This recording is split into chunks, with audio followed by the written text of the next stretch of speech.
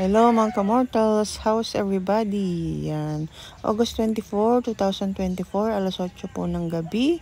Ayan, meron po tayong bisitang dumating at ang mga kalalakihang ito ay malugod na tinanggap ni Sir Tirso at pinapasok sa loob ng bahay. Pinakyat po niya ang kanyang mga bisita sa second floor at ang mga bisitang ito ay nagbakasyon pa po sila, galing po sa kanilang mga trabaho. Yan, ang unang umakyat ay si Sir Jackie Laza. Ayan, may bit na Goldilocks. Ang sumunod ay si Sir Jerome Laza. Meron naman pong bit na paper bag kulay itim. Yan. Alam niyo po ba, dati-rati itong mga batang ito ay nangangarap lamang makapasok sa serbisyo. At ngayon po kasamahan na po namin sila sa serbisyo. Yan. Ito pong nakaitim na t-shirt, si Sir Jerome Laza.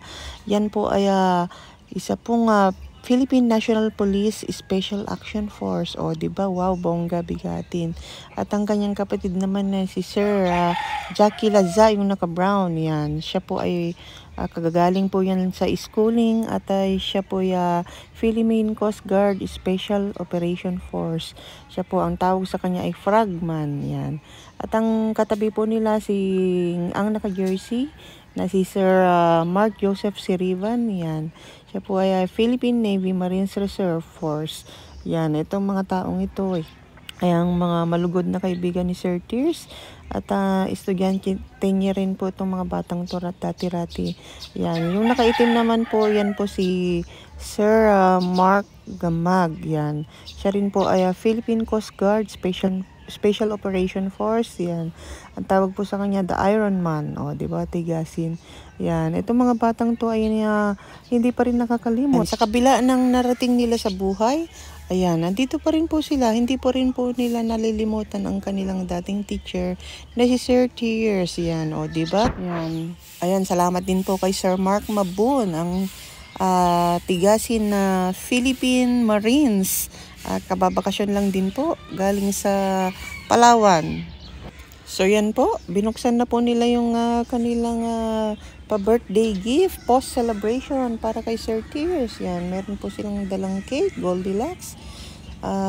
Tapos yung iba po sa kanila ay meron din pong surprise gift. Yan, meron pong nagbigay ng pair of jersey.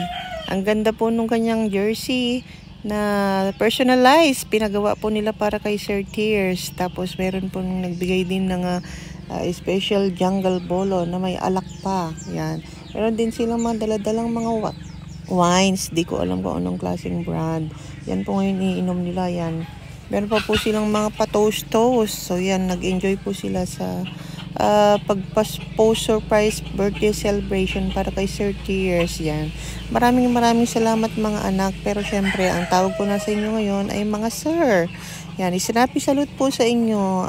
Yan, salamat din po kay Sir Ace Miruente, ang future law enforcer ng ating bansa.